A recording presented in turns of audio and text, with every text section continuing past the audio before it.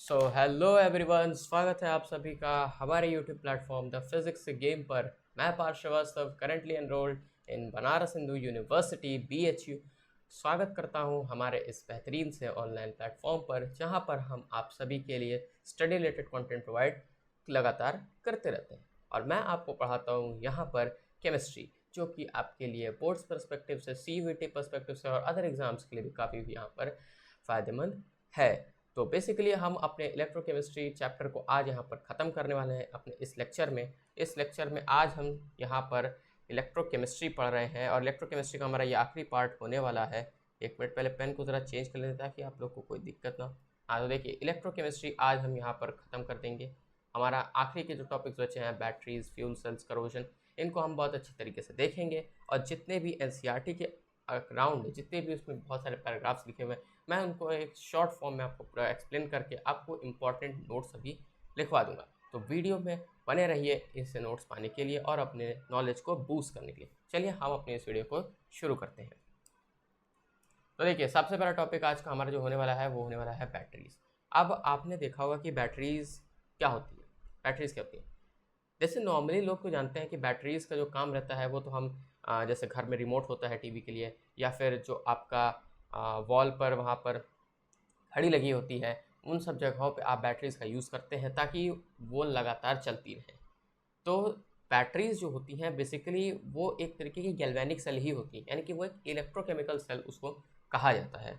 और ये काम क्या करती है? ये एक ऐसे तरीके की इलेक्ट्रोकेमिकल सेल होती है जो जो कोई भी रेडॉक्स रिएक्शन हो रहा हो। रेडॉक्स रिएक्शन आप सभी जानते हो क्या होता है। उसकी केमिकल एनर्जी को ये इलेक्ट्रिकल एनर्जी में कन्वर्ट करने का काम करती है। उसी को बस हम बैटरीज कहते हैं। यानी कि ये कह सकते हैं एक तरीके से इलेक्ट्रिकल एनर्जी को पैदा या जनरेट करने के लिए एक सोर्स होता है।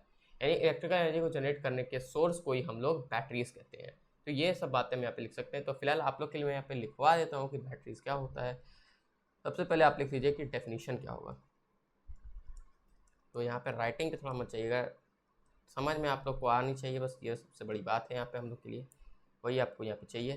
तो यहाँ पे चलिए लिखते हैं कि इलेक्ट्रोकेमिकल सेल, आप चाहें तो गैल्वेनिक सेल भी लिख सकते हैं। Electrochemical cell which acts as a source of which acts as a source which acts as a source of electrical energy, source of electrical energy is called as a battery, is called as a battery। तो इसी को हम यहाँ पर battery कहते हैं। मतलब एक ऐसे तरीके का इलेक्ट्रोकेमिकल सेल जो बेसिकली एक इलेक्ट्रिकल एनर्जी को जनरेट करने के का काम करता है, यानी कि उसका सोर्स होता है इलेक्ट्रिकल एनर्जी को जनरेट करने का, उसी को बस हम यहाँ पे बैटरी कहते हैं। ये तो आपकी नॉर्मल डेफिनेशन ये हुई। अब थोड़ा सा अगर इसको हम एडवांस वे में लिखें तो एक और यहाँ पे आप लिख लीजिए, एक और पॉइंट बना के, कि अ गैल्वेनिक सेल, गैल्वेनिक और इलेक्ट्रोकेमिकल एक ही होते हैं, क्योंकि गैल्वेनिक सेल इलेक्ट्रोकेमिकल सेल का एग्जांपल होता है, जिसमें इलेक्ट्रिकल एनर्जी जनरेट होती है, केमिकल एनर्जी को कन्वर्ट करके इलेक्ट्रिकल एनर्जी में वो प्रोड्यूस कर देती है। तो देखिए, a galvanic cell which converts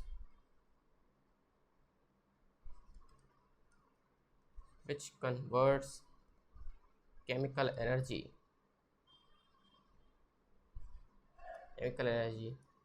of redox reaction, chemical energy of redox reaction into electrical energy,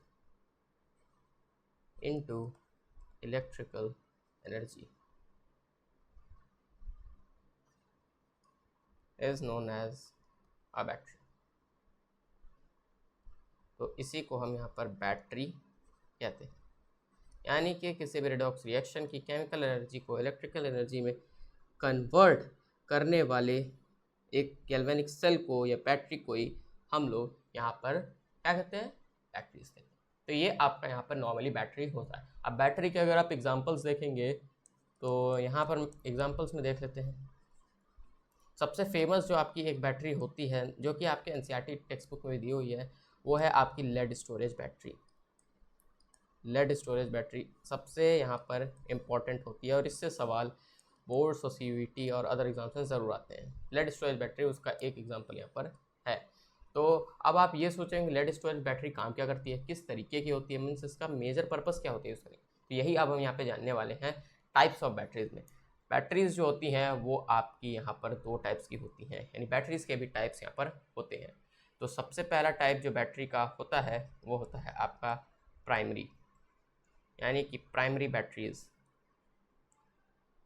एक होती हैं आपकी यहाँ पर प्राइमरी बैटरीज और दूसरी होती हैं आपकी यहाँ पर सेकेंडरी बैटरीज। प्राइमरी बैटरीज और सेकेंडरी बैटरीज, ये 2 तरीके की आपकी बैटरीज होती हैं। अब इन दोनों में बेसिक डिफरेंस क्या है ये आप जानना चाहेंगे। तो सबसे बेसिक डिफरेंस जो ये होता है कि प्राइमरी बैटरीज वो बैटरीज होती हैं जिनको आप एक बार यूज़ करने के बाद उसका काम नहीं कर सकते, यानी कि ऐसी batteries, the batteries which can be use once only that and can not be use further again, that type of batteries are called as primary batteries. यानी कि अगर एक बार बैटरी को आपने एक जगह यूज़ किया उसके बाद फिर वो बैटरी आपकी रिचार्ज नहीं हो सकती, मीन्स आप उसको चार्ज नहीं कर सकते कि वो आगे यूज़ हो सके, उसी को बस प्राइमरी बैटरी कहते हैं। और सेकेंडरी बैटरी जो रहती है जस्ट इसकी अपोजिट होती है, जिसको आप वापस से रिचार्ज कर सकते हैं फर्दर यूज़ के लिए। तो यहाँ पे आइए, सबसे पहले तो डेफिनेशन लिखना है। आज जो है वो आपका थ्योरेटिकल पोर्शन ही होने वाला है, तो थोड़ा बहुत यहाँ पर आपको लिखना ही आज पढ़ने वाला है ज़्यादा, क्योंकि इस पोर्शन से ज़्यादा समझाने की बात नहीं आती हैं, डेफिनेशंस, एग्जांपल्स और इसके मेन रिएक्शंस आते हैं। तो देखिए सबसे पहले प्राइमरी बैटरीज लिख लीजिए। Batteries which can not B recharge, batteries which cannot be recharged, batteries which cannot be recharged for further use are called as primary batteries, are called as primary batteries। वैसे तो definition के लिए आपका primary secondary batteries का definition तो नहीं पूछेंगे, लेकिन आपको ये मालूम होना चाहिए कि हो सकता है क्वेश्चन बन जाए कि कौन सी बैटरीज को आप वापस से रिचार्ज करके यूज़ कर सकते हैं, प्राइमरी की सेकेंडरी या दोनों को या इनमें से कोई। तो ये चीज़ आपको यहाँ पे मालूम होनी चाहिए। तो प्राइमरी बैटरीज वो बैटरीज होती हैं जिनको रिचार्ज नहीं किया जा सकता फर्दर यूज़ के लिए, उन्हीं को हम प्राइमरी बैटरीज कहते हैं। अब यहाँ पे सेकेंडरी बैटरीज के बारे में लिख सकते हैं जो कि जस्ट इसके अपोजिट होती हैं, समझ ही गए। लिख लीजिए यहाँ पे, ये हो गई आपकी secondary batteries. Secondary batteries, secondary batteries का यहाँ पे लिखते हैं, लिखिए batteries which can be recharged, which can be recharged again,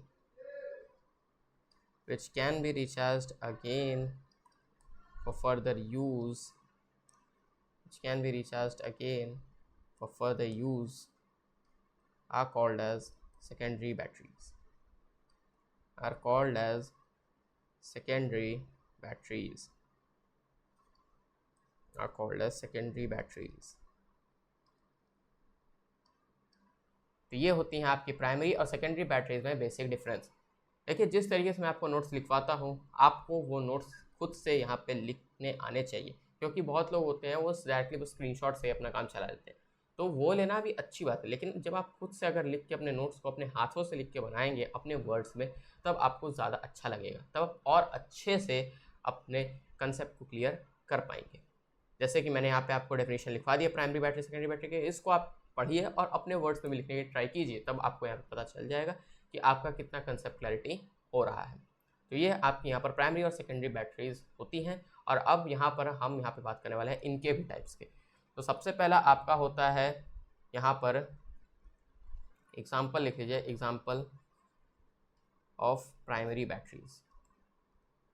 तो देखिए बेसिकली हमें तो यहाँ पर ज़्यादा पोर्शन कवर नहीं करना है, क्योंकि जितना एनसीईआरटी में है आपको उतना ही यहाँ पर जानने की ज़रूरत है। तो एनसीईआरटी में आपका प्राइमरी बैटरी का एक ही दो एग्जाम्पल दिए हुए हैं, जिसमें सबसे पहला आपका एग्जाम्पल है लेक्लांचे सेल का। लेक्लांचे सेल, ये सवाल बोर्ड्स में यहाँ पर आए हुए हैं, CUET में भी आए हुए हैं कि लेक्लांचे सेल क्या होते हैं, इनको कहाँ यूज़ किया जाता है और वगैरह वगैरह बातों।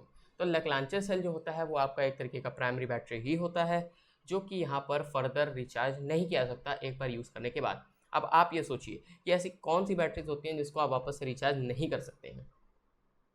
आई थिंक आपने सोचा होगा कि सबसे पहला एग्जांपल तो आप इसी चीज़ समझ सकते हैं, जो बैटरीज को आप अपने रिमोट्स में यूज़ करते हैं या वॉल क्लॉक में यूज़ करते हैं, या आप उसको कह सकते हैं जो रिस्ट वॉचेस होती हैं उनकी बैटरीज जो होती हैं, अगर एक बार वो आज एक बार जो वो उनकी बैटरीज ख़त्म हो जाए तो फिर वो वॉचेस वहाँ पे काम नहीं करेंगी। अब आजकल तो ऐसे रिस्ट वॉचेस आने लगे हैं जो कि आपकी वहाँ पर बैटरीज को रिचार्ज किया सकता है चार्जर में लगा के, तो वो तो अलग होती है। जो आपकी नॉर्मल यहाँ पर रिस्ट वॉचेस आती हैं जिसमें किसी भी तरीके की एडवांसमेंट नहीं होती है, उनमें जो बैटरीज लगी होती हैं नॉर्मल, जैसे सिर्फ टाइम जो बताती है वहाँ पे और कुछ नहीं, उनमें जो बैटरीज होती हैं वो बैटरीज क्या करती हैं, वो बैटरीज रिचार्ज हो ही नहीं सकती हैं। तो एक बार उनकी बैटरीज ख़त्म हुई नहीं कि वो आपके वॉचेस काम तब तक नहीं करेंगे जब तक आप उसकी बैटरीज चेंज नहीं करेंगे, या फिर आप उसको यूज़ ही नहीं कर सकते हैं, ऐसा यहाँ पर होता है। तो उन सभी तरीके की बैटरीज जो होती हैं वही लैक्लांचर सेल एक होती है। तो लैक्लांचर सेल आपकी एक तरीके की, यहाँ पर लिख लीजिए सबसे पहली बात, it is a type of primary battery.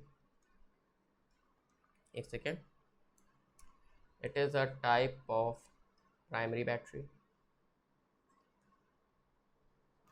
ये आपकी एक तरीके की प्राइमरी बैटरी होती है। दूसरी, ये यूज़ कहाँ होती है, ये चीज़ इसकी सबसे इम्पोर्टेंट होती है। It is use in clocks, यहाँ तक कि जो आपके अलार्म क्लॉक्स होते हैं उनमें भी ये बैटरीज यूज़ होती हैं। वहाँ पर अगर बैटरीज ख़त्म हो जाएंगी तो आपको बैटरीज चेंज करनी पड़ेंगी। तो लिख लीजिए, it is used in clocks, wrist watches, wall clocks पे लिखना है तो कुछ लोग तो क्या होता है कि यहाँ पे कंफ्यूज हो जाते हैं। वॉल क्लॉक्स एंड ट्रांजिस्टर्स आपने फिजिक्स में यहाँ पर पढ़ा होगा, और अब नहीं पढ़ा होगा तो आप आगे चल के सेमीकंडक्टर्स करके आपका फिजिक्स में टॉपिक होगा, चैप्टर ही पूरा उस पर है, यहाँ पर आपको ट्रांजिस्टर्स के बारे में पता चलेगा, वहाँ पे ट्रांजिस्टर्स होगा। लेकिन आई थिंक आपके सीबीएसई में और सीयूईटी दोनों से ट्रांजिस्टर्स डिलीट हो गए हैं। तो अगर आपको इंटरेस्ट है तो आप पुरानी एनसीईआरटी को भी देख सकते हैं, वहाँ पे भी आपको वहाँ पे अच्छे से बताया गया है कि ट्रांजिस्टर्स क्या होते हैं।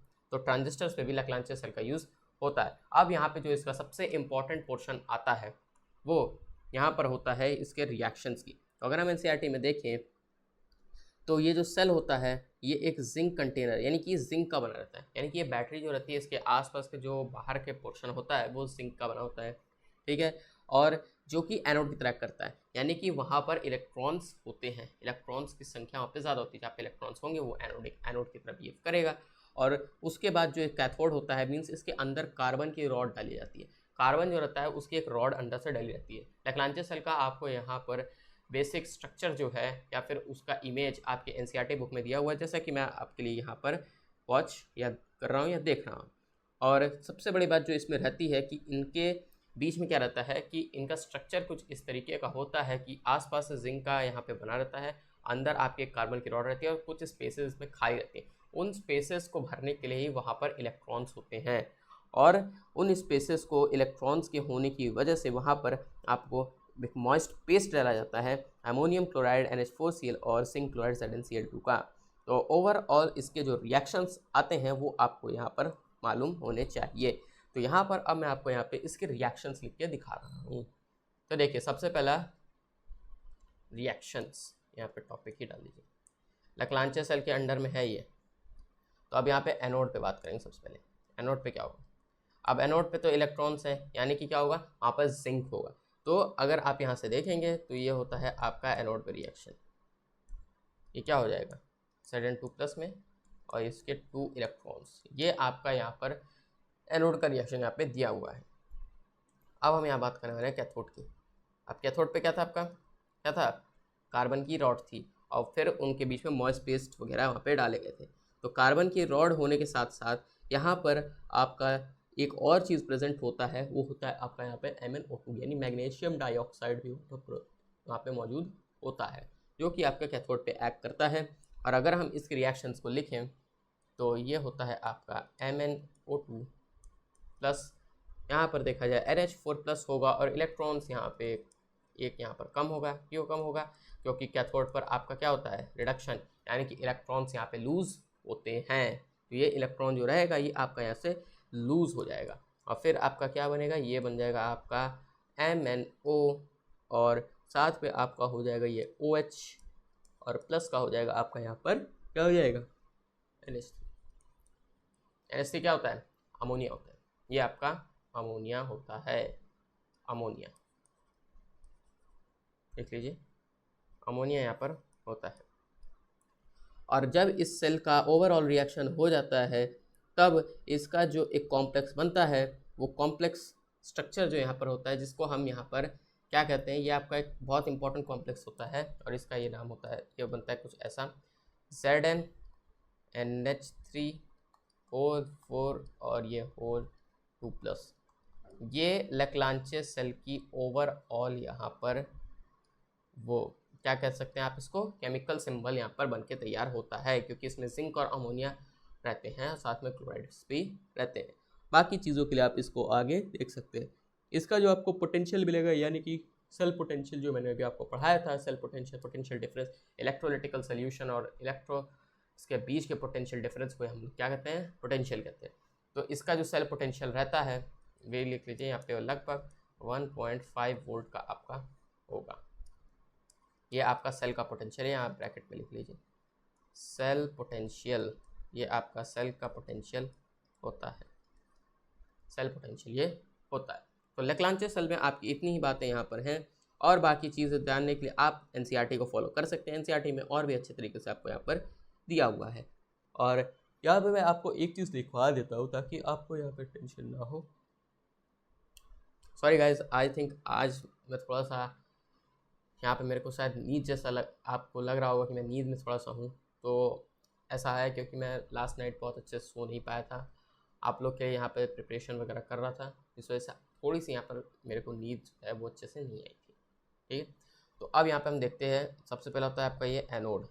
तो एनोड याद रख लीजिएगा, एनोड पे क्या होता है आपका सिंक होता है, सिंक का पूरा कवरिंग यहाँ पर होता है। तो हम कह सकते हैं यहाँ पर आपका हो जाएगा Zn और फिर आपका हो जाएगा कैथोड। अब कैथोड पे आपकी कार्बन की रॉड है, यहाँ क्या हो जाएगा कार्बन की रॉड, और जो कार्बन की रॉड होती है इसको हम यहाँ पर ग्रेफाइट भी कह सकते हैं जो कि आपकी कैथोड पे होती है, यहाँ पे ग्रेफाइट भी हम इसको मान सकते हैं, ग्रेफाइट।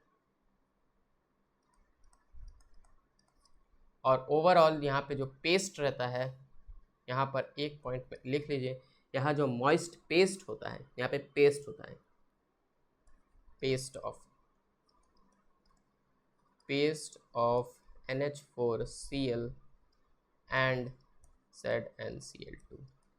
तो ये बातें आपकी यहाँ पर हो गई हैं ओवरऑल लैक्लांचे सेल के बारे में। अब आप इसको अपने खुद के वर्ड्स में लिख लीजिए और खुद समझ भी सकते हैं, और शॉर्ट में आपको ये पूरा यहाँ पे समझ में आ गया होगा। स्क्रीनशॉट ले सकते हैं आप, पूरे वर्ड्स में लिखिए जैसे आपको यहाँ पे समझ में आए, अब लिख लीजिए। तो इतना ही खेल आपका लैक्लांचे सेल में होने वाला है। अब हम यहाँ बात करने वाले हैं अपने अगले सेल की, जो कि होता है आपका दूसरे तरीके का सेल यहाँ पर, वो होता है आपका मर्क्यूरी सेल। मर्क्यूरी सेल जो है वो आपका एक तरीके का एक बार फिर से इलेक्ट्रोकेमिकल सेल ही होगा, यानी कि प्राइमरी बैटरी एक तरीके की होगी जिसमें यहाँ पर इलेक्ट्रिकल एनर्जी जनरेट होती है और केमिकल एनर्जी के कन्वर्जन से। तो यहाँ पर बेसिकली आपको बहुत ज़्यादा डीप में जानने की ज़रूरत नहीं, इसके जो मेन यहाँ पे बातें हैं वो बस इसके रिएक्शन सेल और इसके सेल पोटेंशियल के बारे में बात। तो अब यहाँ पे हम सबसे पहले लिख लेते हैं कि आपको यहाँ पर सबसे पहले क्या इंपॉर्टेंट हो सकता है मर्क्यूरी सेल में जानने के लिए। एक चीज़ जो आप इसका यहाँ पे लिख सकते हैं वो ये होता है कि ये लो करंट डिवाइसेस में यूज़ किए जाते हैं। Sorry guys, use for low current devices, low current devices के लिए इसका यूज़ किया जा सकता है, जैसे कि यहाँ पर आपके हियरिंग एड्स हो गए, such as hearing aids etcetera. Hearing aids वगैरह में लो करंट डिवाइसेस के लिए आपका मर्क्यूरी सेल का यूज़ किया जाता है और लैक्लांचे सेल आपका नॉर्मली यूज़ किया जाता है आपके रिसॉर्चेस में, क्लॉक्स में, इन सब चीज़ों में। तो लो करंट बैटरीज होती हैं जहाँ पे करंट कम पास होता है, वहाँ पे करंट कम होना चाहिए, वहाँ पर आपके मर्क्यूरी सेल यूज़ होते हैं। तो अब हम यहाँ बात करते हैं इसके एनोड, कैथोड और ओवरऑल रिएक्शन के बारे में बात। तो सबसे पहले आप लिख लीजिए यहाँ पर एनोड पे, एक मिनट आपके लिए यहाँ पे रिएक्शन सेटिंग भी डाल लीजिए ताकि आपको रिएक्शन याद रहे कि हम किस चीज़ का लिख रहे हैं, मर्क्यूरी सेल का हम अभी एनोड पे रिएक्शंस लिखने जा रहे हैं। तो एनोड पे जो आपकी रिएक्शन होगी, अब यहाँ पे देखें तो ये होगा आपका ZnHg प्लस 2OH माइनस, ये होता है आपका यहाँ पर एनोड पे रिएक्शन। और ये आपको फिर क्या देगा, थोड़ा सोचो। तो ये आपका यहाँ पे ZnO बन जाएगा और ये आपका HgO बन जाएगा और यहाँ से 2 इलेक्ट्रॉन्स आपके लूज हो जाएंगे। ये आपका यहाँ पे होने वाला है, एक सेकेंड रुकिए, HgO, ओ सॉरी, ये आपका यहाँ पर H2O होगा, मैंने थोड़ा वो कर दिया, एक सेकेंड, इसको थोड़ा सा रब कर लेते हैं ताकि आप लोग को समझ में आए मैं क्या लिखना चाहता हूँ। तो ये जो है इसको बस यहाँ पर रिमूव कर दीजिए।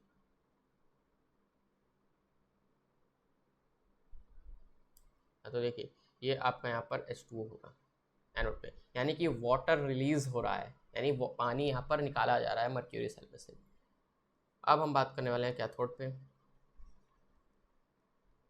अब कैथोड पे रिएक्शन की हम यहाँ बात करते हैं। एनसीईआरटी में जैसे रिएक्शन दिए मैं एज इट इज़ आपके लिए लिखवा रहा हूँ, क्योंकि आप में से बहुत लोग ऐसे हैं जो एनसीईआरटी नहीं पढ़ते हैं, आपको यहाँ पर आदत लग चुकी है ऑनलाइन पढ़ने की, इसलिए मैं आपको यहाँ पर सारे के सारे शॉर्ट फॉर्म में आपको समझा दे रहा हूँ ताकि आपको यहाँ पर बहुत ज़्यादा अपनी एनसीईआरटी को यहाँ पर पढ़ने का अच्छे से मौका मिल जाए, आपके कंसेप्ट क्लियर हो जाए। क्योंकि आप अगर यहाँ पर पढ़ लेंगे तो आपको एनसीईआरटी पढ़ने में दिक्कत नहीं होगी, क्योंकि आपके कंसेप्ट क्लियर हो जाएंगे। तो ये यहाँ पर अगर हम बात करें तो ये आपका रिएक्शन बन जाएगा HgO प्लस आपका साथ में हो जाएगा H2O होगा, प्लस यहाँ से 2 इलेक्ट्रॉन्स निकलेंगे और यहाँ पर आपका जो बनकर आएगा वो आपका हो जाएगा यहाँ पर मर्क्यूरी, ये यहाँ पर रहेगा एक आपका एज इट इज़ है, और यहाँ पे 2OH माइनस। अब मर्क्यूरी है तो मर्क्यूरी तो अलग से निकलना ही है, मर्क्यूरी सेल है तो, और ये जो 2OH माइनस है ये आपके यहाँ से कह सकते हैं यहाँ पर वाटर का ही आपका यहाँ पे रिलीजमेंट हुआ है, ऐसा यहाँ पर लगभग है। OH माइनस आयंस आपके यहाँ से निकल गए हैं। अब अगर हम इसके ओवरऑल रिएक्शन की बात करें तो लिख लीजिए ओवरऑल, आपको कुछ नहीं करना है, बस इन्हीं को यहाँ पे जोड़ के लिख देना है। तो जब आप इसको जोड़ के लिखेंगे तो आपका निकलेगा कुछ ऐसा, ZnHg प्लस ये HgO हो जाएगा, और फिर यहाँ से आपको क्या मिलेगा, यहाँ मिलेगा ZnO मिल जाएगा, और यहाँ पे आपका Hg आ जाएगा। ये 1 है, सॉरी गाइस मैंने आई लिखा, अगर आपको समझ में आ रहा तो यही आपका ओवरऑल रिएक्शन हो गया है। किसका मर्क्यूरी सेल का, मर्क्यूरी सेल का ये आपका ओवरऑल रिएक्शन यहाँ पर है।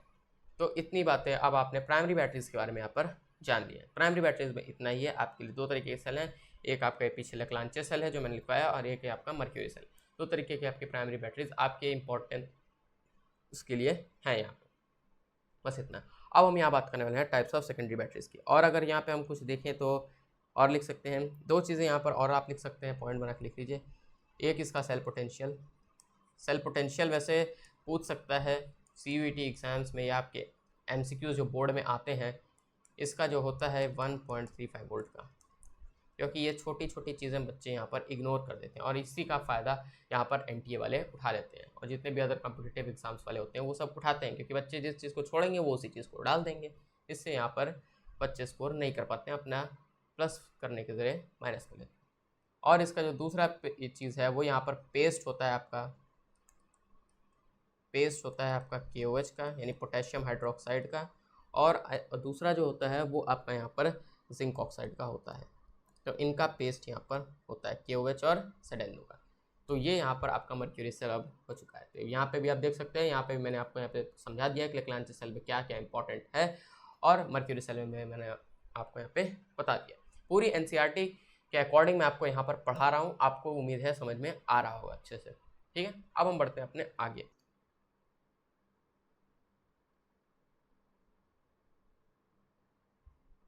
हाँ, तो देखिए अब हम यहाँ देखने वाले हैं एग्जाम्पल, लिख लीजिए examples of secondary batteries. Secondary batteries के बारे में अब हम यहाँ पे देखने वाले हैं। Secondary batteries,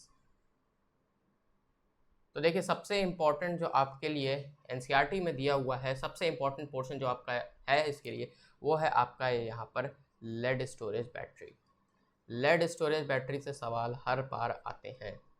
lead storage battery की रिएक्शंस यहाँ पे सबसे ज़्यादा इंपॉर्टेंट यहाँ पर होती है, और ये आपका क्या होता है, ये आपका एक तरीके का सेकेंडरी बैटरी होता है। इसको आप वापस से रिचार्ज कर सकते हैं इसके फर्दर यूज़ के लिए। अब आप एक सवाल मैं आपसे पूछूंगा, आप ये बताइए, आप जो फ़ोन यूज़ करते हैं और उस फ़ोन में किस तरीके की बैटरी होती है, प्राइमरी बैटरी होती है कि सेकेंडरी बैटरी होती है, ज़रा सोच के यहाँ पर मेरे को बताइए।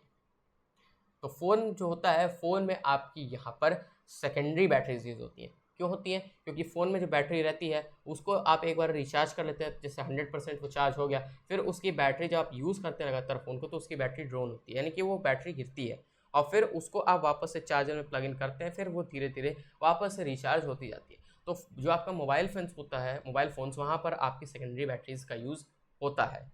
और लेड स्टोरेज बैटरी जो रहती है वो आपकी एक बहुत इंपॉर्टेंट सेकेंडरी बैटरी होती है, जिसको मैन्युफैक्चरर्स यहाँ पर यूज़ करते हैं तरह तरह के पर्पसेस में, इलेक्ट्रोकेमिकल प्रोसेसेस में।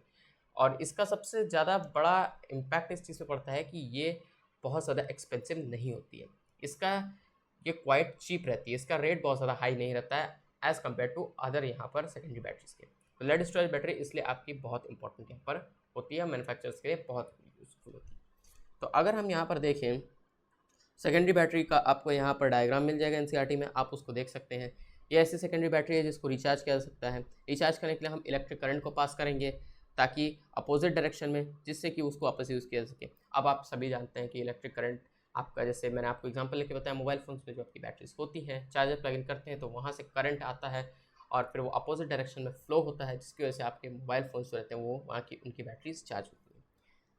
ये एक बहुत ही बढ़िया सेकेंडरी बैटरी होती है जिसमें बहुत सारे डिस्चार्जिंग और चार्जिंग साइकिल्स होते हैं। एक चीज़ जो यहाँ पर सबसे इंपॉर्टेंट बात है, एनसीईआरटी में जो आपके रिएक्शंस दिए हुए हैं वो आपके डिस्चार्जिंग प्रोसेस के लिए यहाँ पर दिए हुए हैं। यानी जो लेफ्ट हैंड साइड पे इक्वेशन लिखी हुई है वो डिस्चार्जिंग, और राइट हैंड साइड पे जो है, ये दोनों जिस तरीके से एनसीईआरटी में दी हुई है वो पूरा डिस्चार्जिंग का प्रोसेस है। अब अगर आपको इसको क्या रहता है एग्जाम से, रिचार्जिंग पूछ देता है बोर्ड एग्जाम्स में, तो आपको रिचार्जिंग करने के लिए बहुत कुछ नहीं करना है। जो आपके राइट साइड पर इक्वेशन लिखी है उसको आप लेफ्ट साइड पर लिखिए, जो लेफ्ट साइड पे उसको आप राइट साइड पर लिखिए, बस इससे आपका रिचार्जिंग का यहाँ पर केस बन जाएगा। ये होती है आपकी लेड स्टोरेज बैटरी। तो हम यहाँ पर आज इसके डिस्चार्जिंग और रिचार्जिंग की इक्वेशंस लिखेंगे, उससे पहले हम यहाँ पे 2-3 पॉइंट्स यहाँ पे कुछ इंपॉर्टेंट वाले लिख लेते हैं। तो देखिए, ये से हम कह सकते हैं लेड स्टोरेज बैटरी को, it is a secondary battery. ये एक सेकेंडरी बैटरी होती है और इसका फर्दर यूज़ किया जा सकता है, can be use further bye recharging it. वापस से इसको रिचार्ज करके हम यूज़ कर सकते हैं बाय रिचार्जिंग इट। और इसका क्या कह सकते हैं हम लेड स्टोरेज बैटरी के बारे में, और यहाँ पे हम कह सकते हैं कि आपका ये जो यूज़ होता है ये आपके ऑटोमोबाइल्स में और इन्वर्टर्स वगैरह में भी यूज़ होता है, use in automobiles and inverters. जो मोबाइल फ़ोन्स में आपकी बैटरीज यूज़ होती हैं उसमें लेड स्टोरेज बैटरी नहीं आती है, वो आपकी वो सेकेंडरी बैटरी होती है। लेड स्टोरेज बैटरी का यूज़ ऑटोमोबाइल्स और इन्वर्टर्स और फर्दर बहुत सारी चीज़ों में भी होता है, आप चाहें तो देख सकते हैं।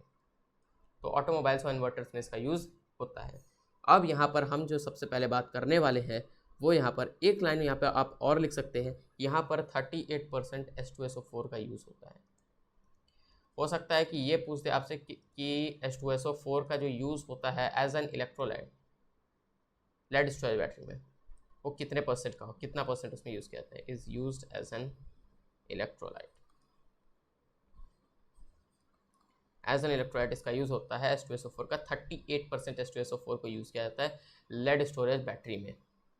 यहाँ पर लिख लीजिए ए, अगर आपको समझ में आ जाए। तो इतनी बातें अब आपको लेड स्टोरेज बैटरी के बारे में पता चल चुकी हैं। अब हम यहाँ पर इसके डिस्चार्जिंग और रिचार्जिंग के प्रोसेसेस लिखेंगे, तो आपको यहाँ पर आइडिया लगना चाहिए। तो अब हम यहाँ पे लिखते हैं। तो सबसे पहले यहाँ पर हम लिखेंगे डिस्चार्जिंग का प्रोसेस, डिस्चार्जिंग केस। एग्ज़ाम में वैसे तो आपके रिचार्जिंग को ही 2 साल से बोर्ड्स में पूछा जा रहा है, ये आपको मालूम चाहिए। तो डिस्चार्जिंग पहले हम यहाँ समझेंगे, फिर हम पढ़ेंगे। सबसे पहले हम यहाँ पे एनोड की रिएक्शंस की बात करेंगे, और जब भी डिस्चार्जिंग रिचार्जिंग केस आए तो आपको ओवरऑल रिएक्शन नहीं लिखना है, आपको एनोड कैथोड की भी रिएक्शंस वहाँ पे शो करनी होगी, तब जाके आपको वहाँ पे मार्क्स फुल मिलेंगे, अदरवाइज वहाँ पे नंबर काट लिए जाएंगे।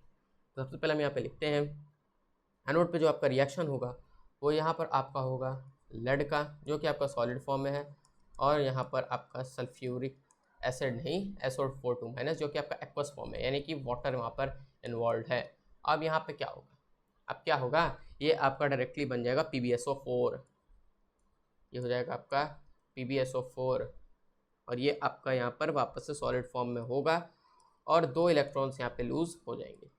इलेक्ट्रॉन्स का लूज यहाँ पे, इलेक्ट्रॉन्स का गेन हुआ है, सॉरी इलेक्ट्रॉन यहाँ पे गेन हो जाना साथ में। ये होता है आपका एनोड पे रिएक्शन। अब हम यहाँ बात करने वाले हैं कैथोड पे रिएक्शन की। ज़रा यहाँ पे देख लेते हैं, एक सेकेंड।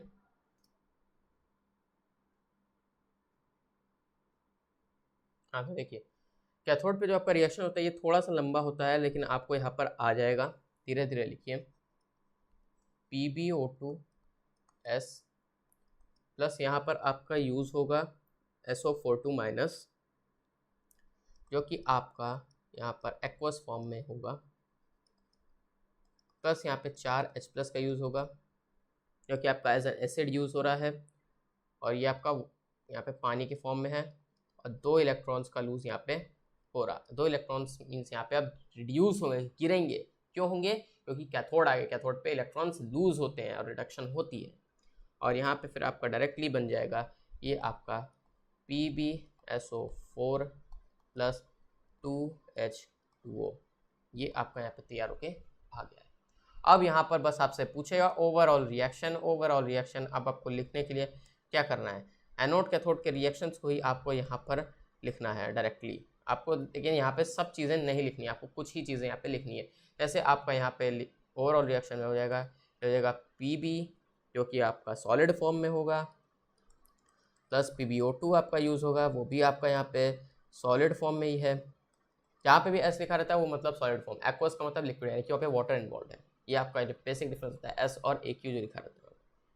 अब साथ में इसके हो जाएगा आपका 2H2SO4, क्योंकि 38% आपका यहाँ पर H2SO4 यूज़ हो रहा है एज एन इलेक्ट्रोलाइट। अब बस यही से आपकी ओवरऑल रिएक्शन तैयार होकर आएगी, और आपको और कुछ नहीं बल्कि यही सेम चीज़ आपको बस यहाँ पे मिल जाएगी। आपको कुछ यहाँ पे दिक्कत नहीं होगी, यही सेम चीज़ आपको यहाँ पे मिलेगी, PbSO4 + 2H2O। यही सेम। देखिए क्या ये और ये रिएक्शन सेम है कि नहीं, बस डिफरेंस यहाँ पे ये आ गया, 2 यहाँ पे 1 है, बस यही आपका बेसिक डिफरेंस ओवरऑल रिएक्शन और कैथोड की रिएक्शन में आ गई। तो एनोड कैथोड की रिएक्शन अगर आपको पता हो तो आप ओवरऑल रिएक्शन आराम से लिख लेंगे। उम्मीद करता हूँ आपको ये डिस्चार्जिंग का केस समझ में आया होगा। इस तरीके से आपकी लेड स्टोरेज बैटरी डिस्चार्ज होती है, यानी कि ये बता रहा है कि जब बैटरी आपकी चार्ज है और जब बैटरी ड्रोन हो रही है तो किस तरीके से बैटरी का यहाँ पर ड्रोनिंग हो रहा है, यानी कि उसमें क्या ऐसा चल रहा है कि आपकी बैटरी यहाँ पर डाउन हो रही है, यानी कि उसकी बैटरी परसेंटेज कम होती जा रही है। ये बातें यहाँ पे इस रिएक्शन को आप समझ सकते हैं लेड स्टोरेज बैटरी में, दूसरे में नहीं। अब बस अगर आपको इसको चार्ज करना है तो आप बस इसको जस्ट रिवर्स कर दीजिए इन रिएक्शंस को, फिर आपको यहाँ पर मिल जाएगा। यहाँ पर क्या होगा, आपका ये जो PbSO4 जो है ये आपका एनोड पे आ जाएगा, और ये जो Pb और PbO2 है ये आपका कैथोड पे आ जाएगा। तो उम्मीद है आपको ये केस तो लिखना आना चाहिए। मैं आपको यहाँ पे होमवर्क देता हूँ कि मुझे इसका चार्जिंग केस आप यहाँ पे एज अ होमवर्क करिए। आपको कुछ नहीं करना है, आपको बस इसी पूरी रिएक्शन जो डिस्चार्जिंग केस की लिखी हुई है आपको बस रिवर्स कर देना, एनोड की कैथोड पे, कैथोड की एनोड पे, और फिर ओवरऑल रिएक्शन आपकी निकल कर आ जाएगी। फिर यहाँ पे आप समझ जाएंगे कि चार्जिंग और डिस्चार्जिंग में क्या ज़्यादा डिफरेंस क्या होता है। बेसिक डिफरेंस होता है, कोई बहुत बड़ा डिफरेंस नहीं होता है, बस आपको रिएक्शंस को रिवर्स ही तो करना है और कुछ नहीं करना है। सिंपल सा लॉजिक यहाँ पे आपको लगाना है।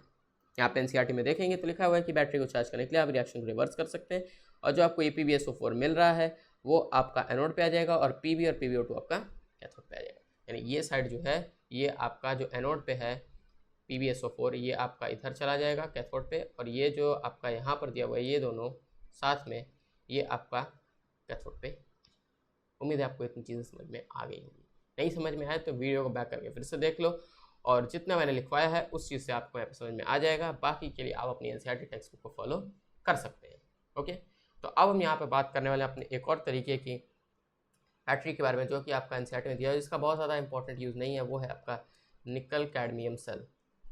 निकल कैडमियम सेल ये भी आपका एक बहुत इंपॉर्टेंट यहाँ पर आपका एक सेकेंडरी बैटरी होता है, और निकल कैडमियम सेल जो रहता है वो लेड स्टोरेज बैटरी के मुकाबले इसकी परफॉर्मेंस ज़्यादा अच्छी होती है। मीन्स आपका अगर आपको कहीं पे यूज़ करना है तो निकल कैडमियम सेल आपका लेड स्टोरेज बैटरी के मुकाबले बहुत अच्छा पड़ सकता है। ये काम जल्दी करेगा, ड्रोन भी धीरे धीरे होगा।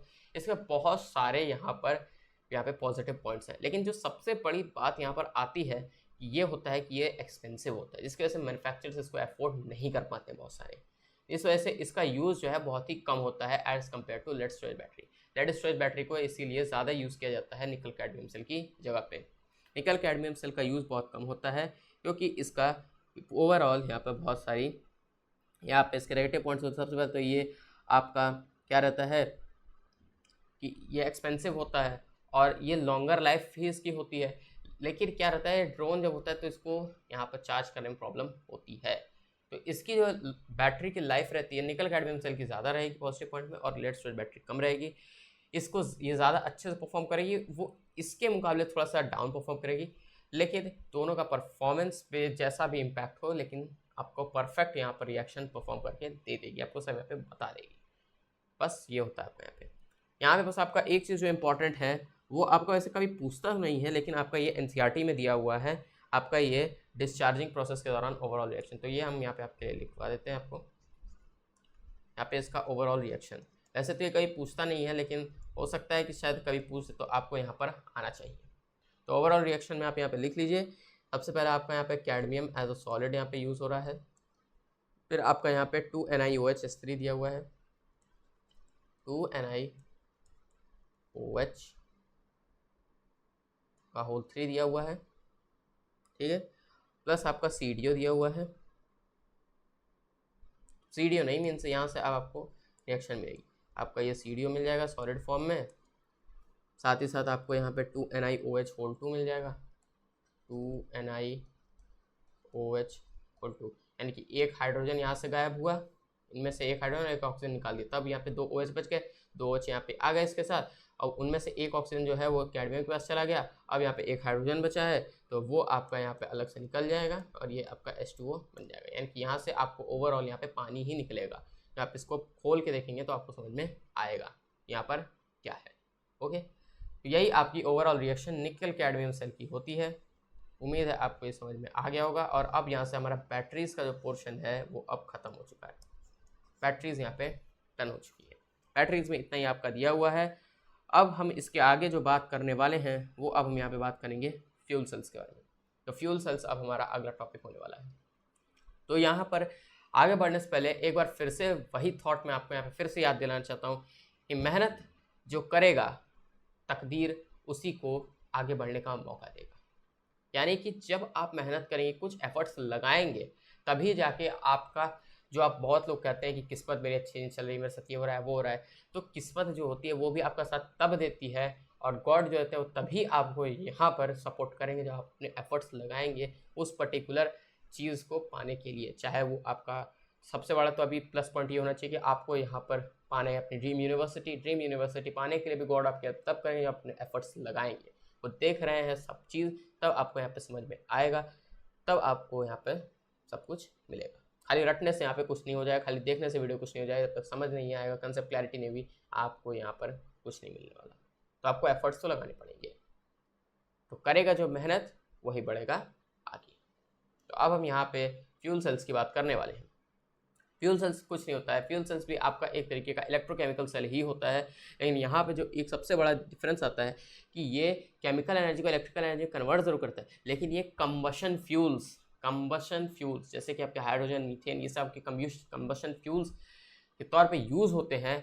बस उन्हीं की केमिकल एनर्जी को इलेक्ट्रिकल एनर्जी में कन्वर्ट करने वाले सेल्स को या बैटरीज को हम लोग फ्यूल सेल्स कहते हैं।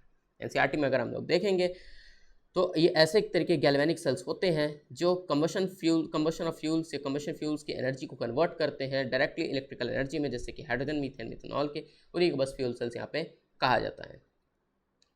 अब यहाँ पे हम सबसे पहले तो इसका डेफिनेशन लिख लेंगे और उसके बाद आपका एक एग्जांपल यहाँ पे दिया हुआ है, वो ये कि आप किस तरीके से यहाँ पे आर्टिफिशियली आप वाटर को भी प्रोड्यूस कर सकते हैं। और सबसे इम्पॉर्टेंट चीज़ जो इसकी देखी गई थी वो अपोलो स्पेस प्रोग्राम में यहाँ से इलेक्ट्रिकल पावर प्रोवाइड करके उसको डेवलप किया गया था। तो सबसे पहले हम यहाँ पे डेफिनेशन लिख लेते हैं। डेफिनेशन सबसे इम्पोर्टेंट आपके लिए। डेफिनेशन यहाँ पे आप लिख लीजिए, डेफिनेशन देखिए। अ गैल्वेनिक सेल, या आप चाहें तो इसको इलेक्ट्रोकेमिकल सेल भी कह सकते हैं। A galvanic cell which converts a galvanic cell which converts energy of combustion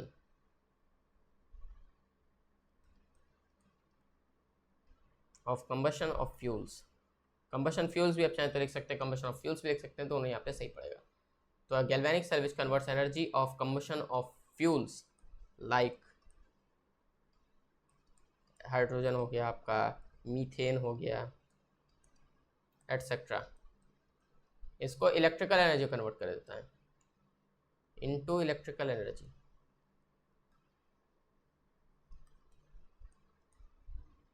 into electrical energy is called as a fuel cell। तो ये आपका यहाँ पर फ्यूल सेल होता है। Means energy of combustion of fuels की एनर्जी को जब ये डायरेक्ट इलेक्ट्रिकल एनर्जी कन्वर्ट कर दे और फिर हमारा यहाँ पर काम हो जाए, बस उसी तरीके गैल्वेनिक सेल को हम फ्यूल सेल्स यहाँ पर कहते हैं।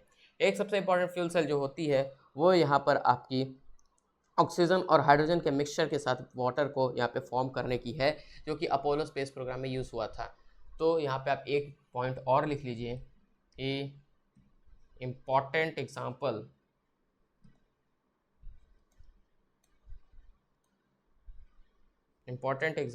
इज मिक्सचर ऑफ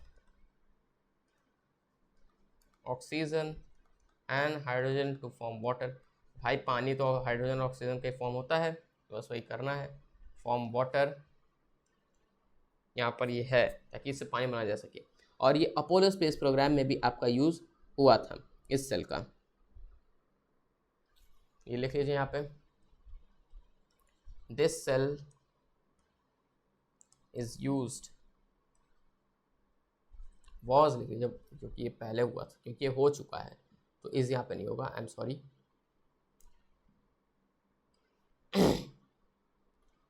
एक मिनट गाइस। तो देखिए इस सेल का जो यूज हुआ था, this cell was used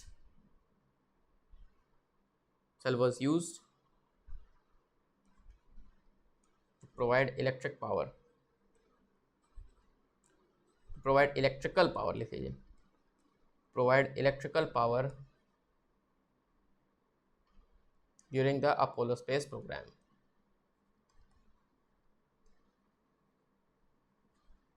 During the Apollo space program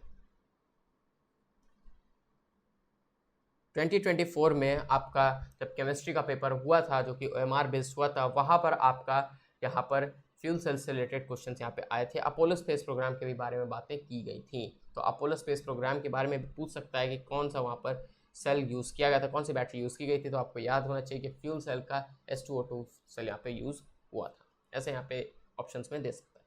तो ये बात यहाँ पे फ्यूल सेल की हो गई।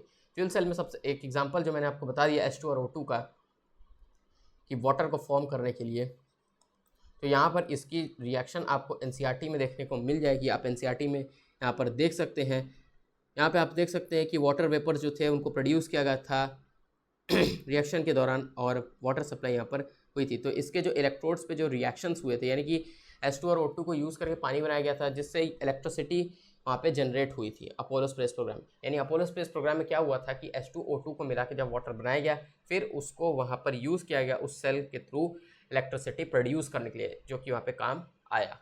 तो इसकी जो रिएक्शन यहाँ पे दी हुई है आप यहाँ पे देख सकते हैं, एनोड कैथोड पर ओवरऑल रिएक्शन भी यहाँ पे दी हुई है। आप लोग के लिए मैं लिखवा ही देता ताकि आपको यहाँ पे समझ में आ जाए। तो रिएक्शन यहाँ पे आप लिख लीजिए।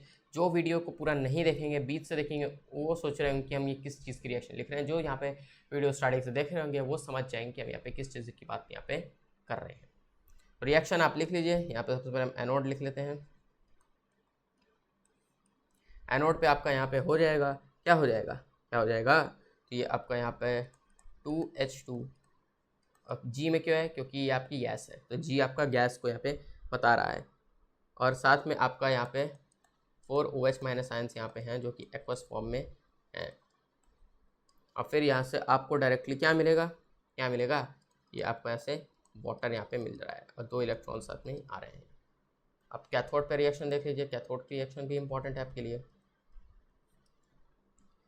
कैथोड पे आपका कुछ नहीं हुआ है, कैथोड पे आपका ऑक्सीजन गैस का यूज़ किया गया। एक सेकेंड, क्या हो गया, एक सेकेंड, इसको थोड़ा सा रब कर लेते हैं।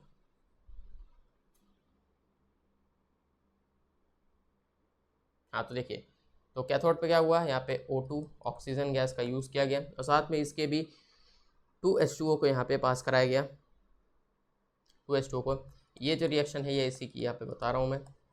2H2O यहाँ पे आपका हुआ। इलेक्ट्रोड रिएक्शंस ये आपके यहाँ पर हैं अपोलो स्पेस प्रोग्राम के दौरान जो फ्यूल सेल यूज़ किया गया था H2O2 का यूज़ करने के लिए, उसके यहाँ पर है फ्यूल सेल का एग्जाम्पल, ये H2O2 फ्यूल सेल का यहाँ पे है। तो 2H2O यहाँ पे आया, साथ में आपका 4 इलेक्ट्रॉन जो है वो यहाँ से माइनस, यहाँ से वो हो रहा है, कैथोड से ऐसे रिड्यूस होगा और फिर आपको यहाँ पे 4OH माइनस आयंस मिल जाएंगे यहाँ पे किस फॉर्म में, एक्वस फॉर्म में। तो ये तो इसकी एनोड कैथोड की लंबी चौड़ी रिएक्शन हो गई। अब यहाँ पे ओवरऑल रिएक्शन की हम यहाँ पे बात करने वाले हैं। ओवरऑल रिएक्शन आपका यहाँ पे बहुत छोटा है।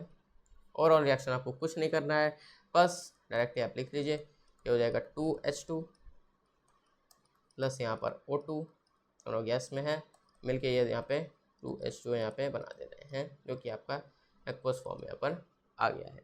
तो इस तरीके से आपका यहाँ पर फ्यूल सेल का ओवरऑल रिएक्शन ये निकला H2O2 फ्यूल सेल का। ये यहाँ पे लिख लीजिए, H2O2 फ्यूल सेल का ये रिएक्शन यहाँ पे, fuel cell reactions, H2O2 fuel cell reactions.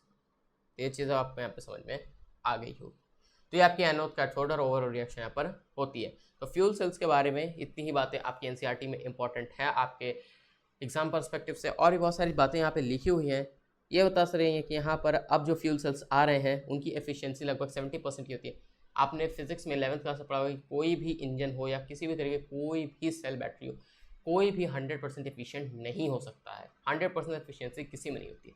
वही यहाँ पे बता रहा है कि फ्यूल सेल्स जो अब आ रहे हैं वो 70% एफिशिएंसी के साथ आ रहे हैं और जो इलेक्ट्रिसिटी प्रोड्यूस करके दे रहे हैं, और जो पुराने थर्मल पावर प्लांट्स को यूज़ किया जाता है उनकी एफिशिएंसी 40% थी, यानी 30% एफिशिएंसी इनकी ज़्यादा है और अच्छे से परफॉर्मेंस देने की।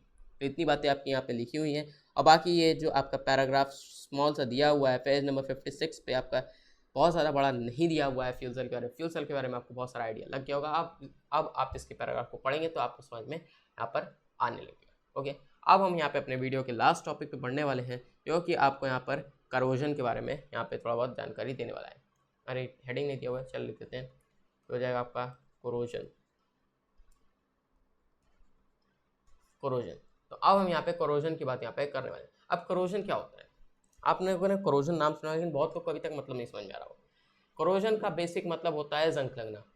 यानी कि आपने देखा होगा कि आपके घर में कोई भी जो मेटल का सामान होगा, यानी कि जो लोहे का सामान होगा, उस पर अगर आप किसी तरीके कोई कोटिंग वगैरह नहीं करते हैं, ऊपर से कोई पेंट वगैरह नहीं लगाते हैं, किसी भी तरीके से उसको प्रोटेक्ट नहीं करते हैं, तो ऑक्सीजन के प्रेजेंस में रहने की वजह से वहाँ पे जो इलेक्ट्रॉन्स उसके होते हैं वो उसके प्रेजेंस में आ जाते हैं, जिसकी वजह से वहाँ पर जंग लगना धीरे धीरे शुरू होता है। जैसे जैसे टाइम पास होता है ऑक्साइड आयंस वहाँ पे बन जाते हैं। तो यही आपका कोरोजन का बेसिक मतलब होता है। कोरोजन जो रहता है वो मेटल के सरफेस को धीरे धीरे खाने लगता है, कह सकते हो, उसके जो सरफेस के इलेक्ट्रॉन्स रहते हैं उसको खाने लगता है, जिसकी वजह से वहाँ पे जंग लग जाती है। तो जंग लगना ही बेसिक मतलब यहाँ पर होता है कोरोजन का, और कुछ यहाँ पे ज़्यादा समझने की जरूरत नहीं है। सबसे बड़ा एग्जाम्पल होता है रस्टिंग ऑफ आयरन, जो मैंने यहाँ पे बता ही दिया है। तो कोरोजन का ये है कि आपको यहाँ पर ये जो मेटल के ऑब्जेक्ट्स होते हैं इनके सरफेस को धीरे धीरे यहाँ पर खाने लगता है, अपने ऑक्सीजन के प्रेजेंस में होने की वजह से ऑक्साइड्स यहाँ पे फॉर्म हो जाते हैं। Rusting of iron, tarnishing of silver, development of green coating, ये सब इसके एग्जांपल्स कोरोजन के यहाँ पे हैं। और कोरोजन से सबसे बड़ी दिक्कत होती है जो यहाँ पर बिल्डिंग्स होती हैं, आपके ब्रिजेस होते हैं जहाँ पे लोहे का यूज़ किया जाता है, वहाँ पर ऑक्सीजन का प्रेजेंस हर जगह है, तो उनके प्रेजेंस में उसके इलेक्ट्रॉन्स आ जाते हैं, जिसकी वजह से वहाँ पर वो जो मेटल का सरफेस होता है वो धीरे धीरे ख़राब होने लगता है, जंग लगने लगती है। तो वहाँ पर वो यहाँ पर चांसेस रहते हैं कि ह्यूज डैमेज वहाँ पे कर सकती है, बहुत ज़्यादा डैमेज यहाँ पे प्रोवाइड कर सकती है। तो ये बेसिक आपका यहाँ पे कोरोजन और उसके बारे में दिया हुआ है। तो हम यहाँ पे इसकी सबसे इंपॉर्टेंट लाइन को बस यहाँ लिखने वाले हैं। कोरोजन के पैरा अगर आप खुद पढ़ेंगे तो बहुत अच्छा रहेगा, लेकिन सबसे पहले हम यहाँ पे लिख लेते हैं। तो इसका सबसे पहले एग्जांपल लिखिए, क्योंकि एग्जांपल ही इसका सबसे मेन है। यहाँ पे आपके एग्जांपल्स सबसे पहले आप जानते हैं rusting of iron, rusting of iron. दूसरा हो गया आपका यहाँ पे tarnishing of silver, tarnishing, tarnishing of silver. और जो तीसरा आपका यहाँ पे दिया हुआ है एनसीईआरटी में अगर हम लोग देखेंगे तो यहाँ पे दिया हुआ है development of green coating on copper and bronze, development of green coating, coating on copper and bronze. तो यहाँ पे ये आपके एग्जांपल्स करोजन के हो गए हैं। तो इंपॉर्टेंट पॉइंट्स यहाँ पे हम यहाँ लिखने वाले हैं खाली। तो सबसे पहला इंपॉर्टेंट पॉइंट जो आपका होता है कि करोजन में क्या होता है, इन करोजन, करोजन में क्या रहता है, a metal is oxidised, metal पे सबसे ज़्यादा इम्पैक्ट ये पड़ता है। A metal is oxidised, a metal is oxidised by losing electrons, by losing its electrons, by losing its electrons, by losing its electrons in presence with oxygen, in presence with oxygen and formation of oxides। अब ये तो लाजमी सी बात है कि oxygen के presence में अगर कोई भी चीज़ यहाँ पर आएगी तो यहाँ पे ऑक्साइड्स का फॉर्मेशन होगा। एक सेकेंड, फॉर्मेशन ऑफ यहाँ पर ऑक्साइड्स होगा। आई थिंक मुझे लगता है कि ये एक पेज यहाँ पे एक्स्ट्रा डल गया था, करोजन की हेडिंग यहाँ दी हुई है पहले से, तो इसको हम यहाँ पे इग्नोर करते हैं, हम सीधा इसके बारे में यहाँ पे लिखते हैं। ये आपका यहाँ पे ऑक्साइड्स का होगा। अब यहाँ पे जो हम अगला पॉइंट लिखने वाले हैं एनसीईआरटी के थ्रू ही मैं आपको यहाँ पे बता रहा हूँ, पढ़ा रहा हूँ, सब करा रहा हूँ। तो यहाँ पर अब आपकी जो सबसे इम्पॉर्टेंट चीज़ होती है ये आपका एक इलेक्ट्रोकेमिकल फिनोमेना होता है। Corrosion is a type, corrosion is a type of electrochemical phenomenon। ये आपका एक तरीके का इलेक्ट्रोकेमिकल फिनोमेनन होता है, यानी कि यहाँ पे भी इलेक्ट्रिकल एनर्जी की जनरेशन यहाँ पे इलेक्ट्रिकल एनर्जी का नहीं होता है, ऐसा कुछ नहीं होता है, इलेक्ट्रोकेमिकल फिनोमेनन यहाँ पे होता है। मीन्स इलेक्ट्रोकेमिस्ट्री यहाँ पे यूज़ हो ही रही है, इलेक्ट्रोकेमिस्ट्री हम पढ़ रहे हैं, वही फिनोमेना यहाँ पे अप्लाइड होता है, इसलिए तो हम इस टॉपिक में यहाँ पे पढ़ रहे हैं, बस होता है आपका। और बातें अगर हम लोग यहाँ पे देख लें तो आयरन की जितनी भी चीज़ें बनती हैं वहाँ पे ऑक्सीडेशन हो जाता है, और ऑक्सीडेशन यहाँ पे वो एनोड होगा, जहाँ पे आपके इलेक्ट्रॉन्स लूज होंगे आपका कैथोड होगा। अब यहाँ पे आपका एक यहाँ पे corrosion of iron in atmosphere का आपको यहाँ पर पूरा ओवरऑल यहाँ पे रिएक्शन यहाँ पे दे दिया है। ये ऑक्सीडेशन में क्या हो रहा है, रिडक्शन में क्या हो रहा है, एटमॉस्फेरिक ऑक्सीडेशन में क्या हो रहा है, तो यहाँ पे ये बातें अब आप खुद से यहाँ पे जानें तो आपके लिए बहुत अच्छा रहेगा। और करोजन में हम देख लेते हैं कि करोजन जो रहता है ये क्या रहता है कि अगर हम लोग अगर किसी भी मेटल को बचाना हो तो हम क्या करते हैं, वहाँ पे उसके ऊपर पेंट अप्लाई कर देते हैं, जिससे कि क्या रहता है कि ऑक्सीजन के प्रेजेंस पे इलेक्ट्रॉन्स नहीं आ पाते हैं, क्योंकि पेंट में ऐसी कुछ चीज़ें होती हैं, हम मेटल को प्रोटेक्ट करने के लिए उसके ऊपर पेंट या कुछ और चीज़ें लगा देते हैं, क्योंकि इलेक्ट्रॉन्स को उसके प्रेजेंस में आने से थोड़ी रोक देती हैं, तो वहाँ पर जल्दी वहाँ पर करोजन नहीं होता है, वहाँ पर जल्दी रस्टिंग या जंग लगना नहीं होता है। ये सिंपल सी बात यहाँ पर होती है। तो आप लिख सकते हैं कि पेंट को अप्लाई करके हम मेटल्स को यहाँ पर बचा सकते हैं, और यहाँ पर सबसे सिंपलेस्ट मेथड होता है कोरोजन से बचाने के लिए वो ये कि आप सरफेस को एटमॉस्फेरिक प्रेजेंस में ना लाने के उसके ऊपर लगा दें। यहाँ पर क्या कर सकते हैं आप, कोई केमिकल्स लगा दें या कुछ पेंट वगैरह लगा दें, तो इससे आप अपने मेटल्स को यहाँ पर बचा सकते हैं। कोरोजन में इतनी बातें यहाँ पर हैं, और बहुत सारे कोरोजन में आई थिंक आपको यहाँ पर नहीं दिया हुआ है, कोरोजन में इतनी बातें आपको हैं, छोटा सा पैराग्राफ है। तो मैं आपको एक और होमवर्क दूंगा, जैसे मैंने अभी आपको बताया कि आप लेड स्टोरेज बैटरी की रिचार्जिंग के बारे में पूरा यहाँ पर लिखिए, समझिए और कमेंट करके बताइए कि आपने वो कर लिया है, और तब हमें यहाँ पता चलेगा कि आप यहाँ पे कुछ सीख रहे हैं। अब एक और होमवर्क जो आपके लिए यहाँ होने वाला है कि पेज नंबर 56, एक minute, page number I think ये आपका 56 and 57, page number 56 and 57 of NCERT chemistry आपको यहाँ पर पढ़नी है। ये आपके लिए यहाँ पर होमवर्क होने वाला है। आज का होमवर्क देना भी आप लोग के लिए ज़रूरी है, क्योंकि बिना होमवर्क दिए आप लोग यहाँ पर कुछ सीखेंगे नहीं, बस वीडियो देख के यहाँ से भाग जाएंगे। और जाके मस्ती मजा करेंगे, फिर उसके बाद आपको यहाँ पे दिक्कतें होंगी एग्जाम जब पास आएगा तो ये आपके लिए होमवर्क है कि पेज नंबर 56 और 57 जो एनसीईआरटी केमिस्ट्री बुक में दिया हुआ है, रीप्रिंट बुक में, वो आपको यहाँ पर एक बार पढ़ना है। यहाँ पे आपको स्टडी करना है, लिख लीजिए स्टडी, आपको यहाँ पे पढ़ना है।